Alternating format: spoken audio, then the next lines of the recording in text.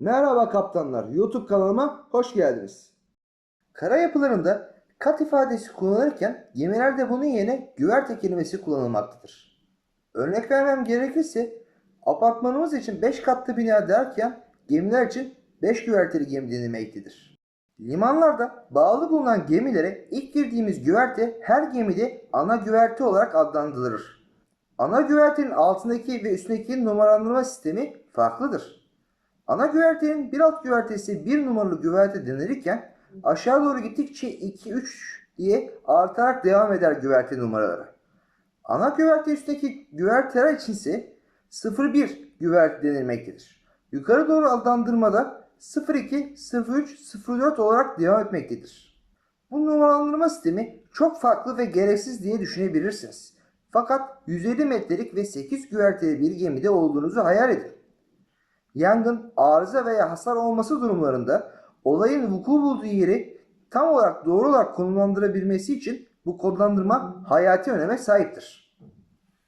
Bugün sizlere daha önce incelemelerini yaptığım 8. seviye Zeyten ve 9. seviye Prens Ruprecht savaş kruzerlerinin teknoloji ağacındaki 10. seviyesi olan Schaffin incelemesini yapacağım. Bu videoda anlattıklarımı daha doğru anlamanız için daha önce izlememiş kaptanlara şu an sağ üstte sırasıyla linkleri çıkan 2 adet videoyu izlemelerini tavsiye ederim.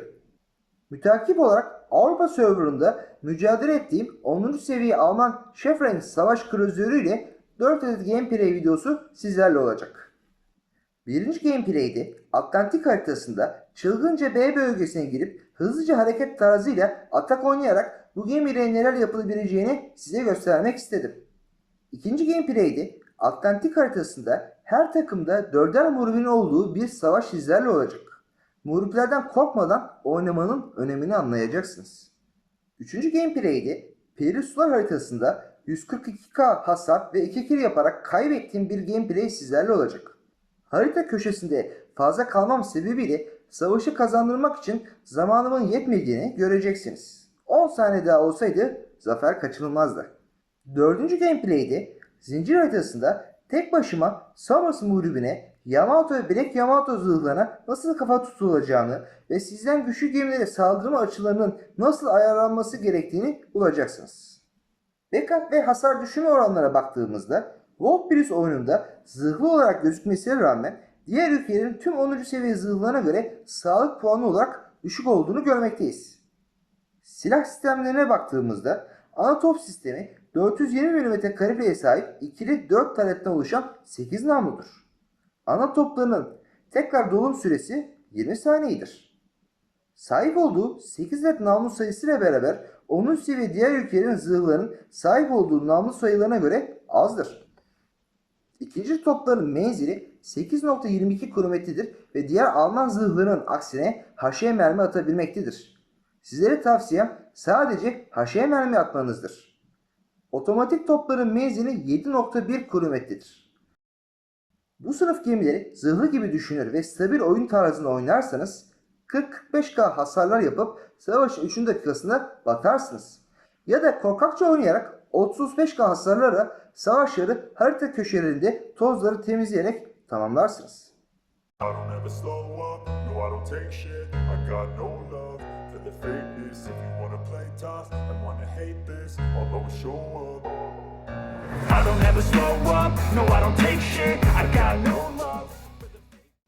Özellikle Avrupa sunucusunda savaşlarda muhriplerin her takımda 3-4 adet olacak şekilde olmasından dolayı aşırı aceleci oynamanın durumunda düşman torpidolarını kucaklarsınız.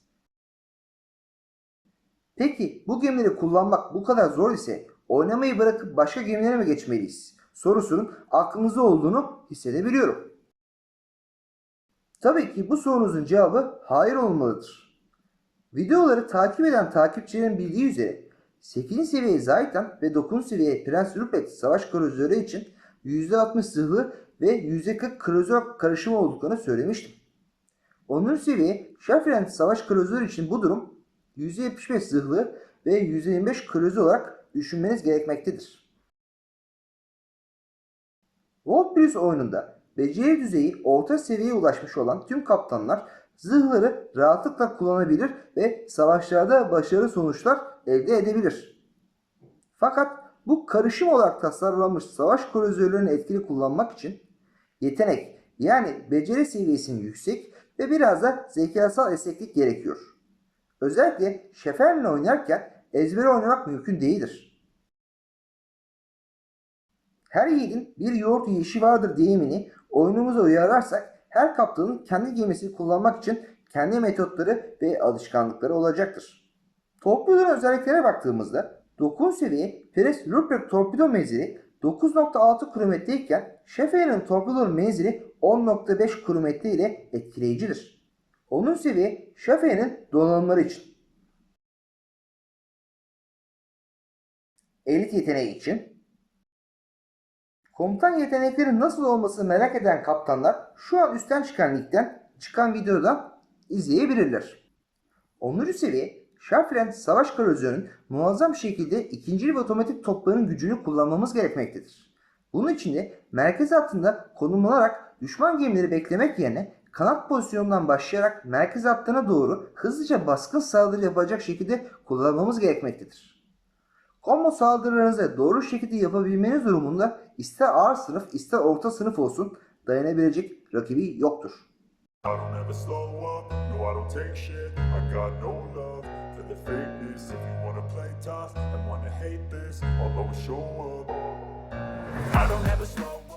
Sheffield savaş kruzeri Avrupa sunucusunda elde ettiğim savaş ortalamamı inceleyebilirsiniz. Sheffield'ın en güçlü özellikleri. Birinci olarak ikinci ve otomatik topları 3. seviye ikinci aşırı yükleme fonksiyonuyla beraber kullanıldığında muhteşemdir. Bu fonksiyonla beraber ikinci topların menzili 10.7 kilometreye ve otomatik topların menzili 8.81 kilometreye ulaşmaktadır.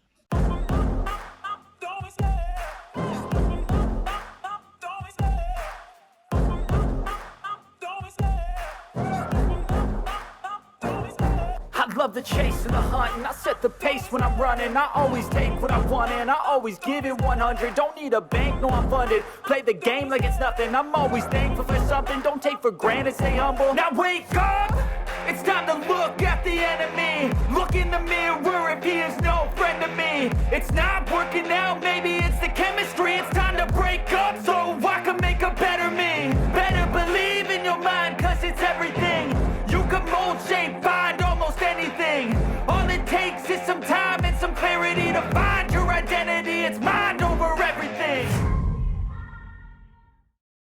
İkinci olarak 10 km ve daha yakın mesafelerde AP mermilerinin zırh parçalayıcı gücü çok fazladır.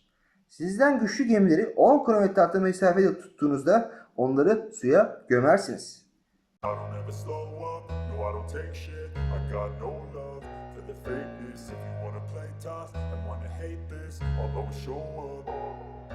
I don't ever slow up, no I don't take shit. I got no love for the fakeness. If you wanna play tough and wanna hate this, I'll always show up and make a statement. I don't ever slow up, no I don't take shit. I got no love for the fakeness. If you wanna play tough and wanna hate this, I'll always show up and make a statement. Everything I do so instinctive and so passionate. Every word I move so descriptive like an adjective. I got a vendetta against people who patented being negative when you should be getting after it. I got facts over tracks, this and that, spitting slow, spitting fast. Zayıf yanları ise birinci olarak yangınlara karşı koruma oranları Wolfbüs oyundaki diğer tüm Alman gemileri gibi çok zayıftır. Bu konuda yapılacak tek şey eğer sağlık durumunuz iyiyse hemen ilk çıkan yangını söndürmemektir.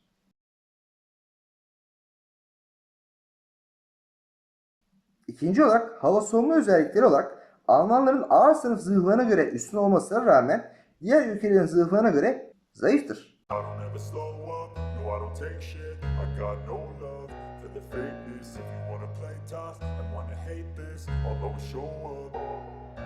I don't ever slow up, no I don't take shit. I got no love for the fakeness. If you wanna play tough and wanna hate this, I'll always show up and make a statement. I don't ever slow up, no I don't take shit. I got no love for the fakeness.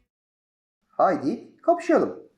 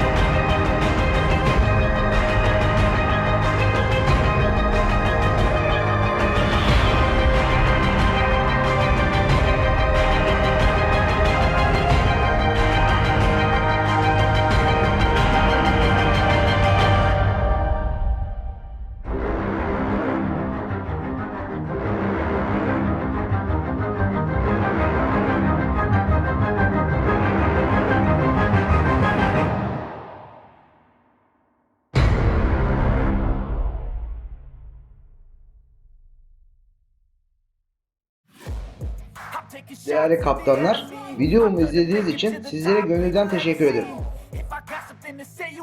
Sizlere yeni bir bakış açısı kazandırdıysam ne mutlu bana.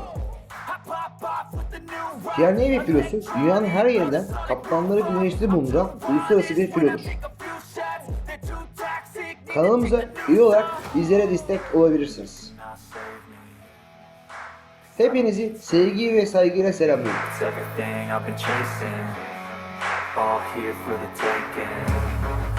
Don't wanna test your luck.